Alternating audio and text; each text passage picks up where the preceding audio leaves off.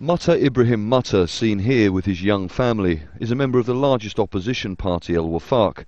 He's one of 18 MPs who resigned in February because of the violence against pro-democracy protesters. His wife Amal was with him when he was arrested on May the 2nd. We were chased in the street by masked men in plain clothes with the machine guns. They cornered us in the street and take him out from the car in front of my eyes with the guns pointed at his head. For 5 weeks, Amal heard nothing. She didn't even know where her husband was being held. On June the 12th, she was told he'd been taken to a military court. She raced to the courthouse to see him. He'd been in solitary confinement for 40 days and faced charges of giving the media wrong information. She describes the first time her children saw him. It was very emotional. Ahmed was like shocked, couldn't express himself. Sarah was holding his hand and was telling him, let's go home. She was pulling him to take him out of the room, to take him back home. They couldn't understand why he was kept there and why he cannot come back with us.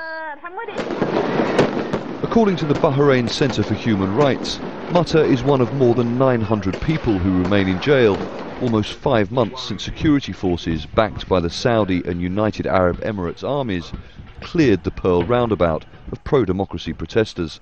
Bahrain's king recently set up what he says is an independent international commission to investigate allegations of human rights abuses, including torture and arbitrary arrests. But there is widespread fear of coming forward.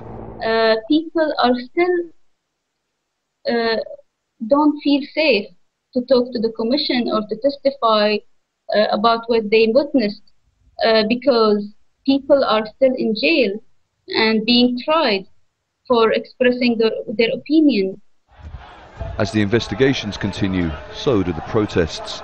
Thousands marched last week after the king-approved parliamentary reform submitted by mainly pro-government groups that had participated in so-called national dialogue and reconciliation meetings.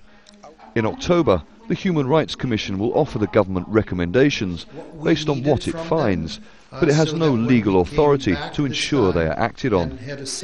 And there is little faith that the government won't interfere in the investigation, especially among the many hundreds of people like Mattar who fill Bahrain's jails and say they are being punished for their opinions and silenced because of what they know.